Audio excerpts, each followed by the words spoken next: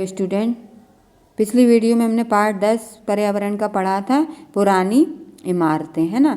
आज हम उसका अभ्यास कार्य करना शुरू करते हैं, तो आप मेरे साथ साथ अभ्यास कार्य के लिए तैयार रहें। पहले इसमें पढ़ते हैं अपन बोलती इमारतें पार्ट था।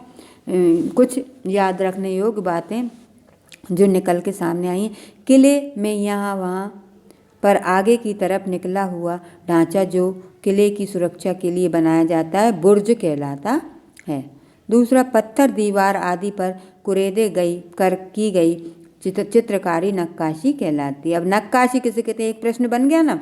नक्काशी किसे कहते हैं? पत्थर, दीवार आदि पर कुरेद कर की गई चित्रकारी को नक्काशी कहते हैं। इसी तरह बुर्ज क्या कहलाता है? किले में कहीं कहीं पर आगे की तरफ निकला हुआ ढांचा जो किले की सुरक्षा के लिए बनाया जाता है, बुर्ज कहलाता है। इसी तरह म्यूजियम क्या कहलाता है, या संग्रहालय किसे कहते हैं? तो वह जगह जहाँ ऐतिहासिक महत्व की पुरानी चीज़ों का संग्रह किया जाता है, उसे म्यूजियम या संग्रहालय कहते हैं।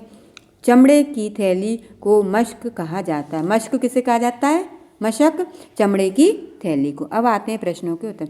इतने सारे बुर्ज क्यों बनाए गए होंगे? तो उत्तर है, किले की सुरक्षा के लिए इतने सारे बुर्ज बनाए गए होंगे।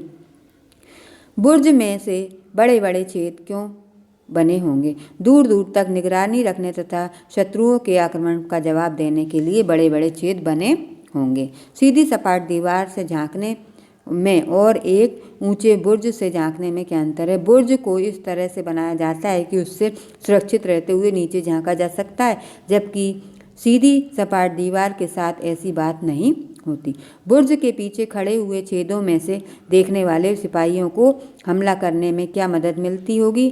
तो बुर्ज से सिपाही सुरक्षित रहकर शत्रु पर अपना हमला कर सकते हैं और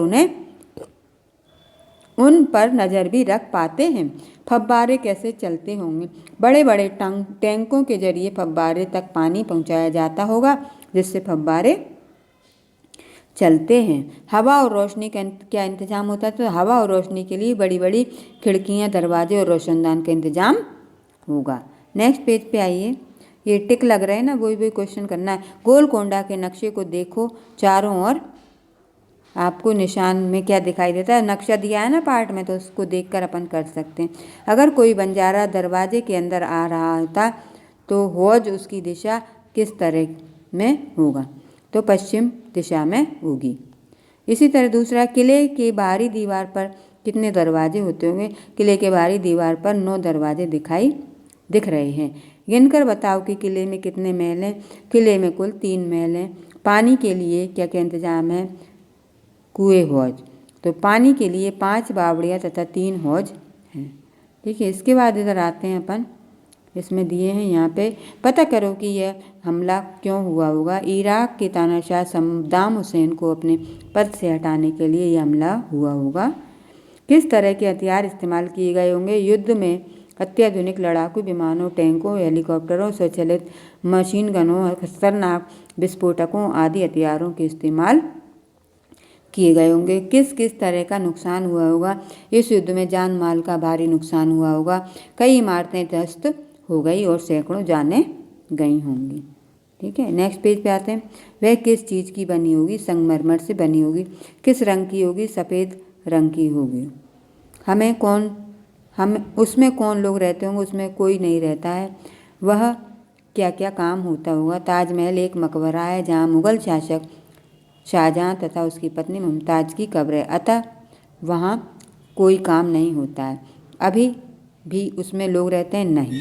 ठीक है, इस तरह से ये आपके क्वेश्चन आंसर कंप्लीट हो गए हैं। ठीक है ना, तो आप अपनी कॉपी में नोट डाउन करके लर्न करिए और अच्छे से समझिए इस पार्ट को और याद करते चलिए क्वेश्चन आंसरों को भी।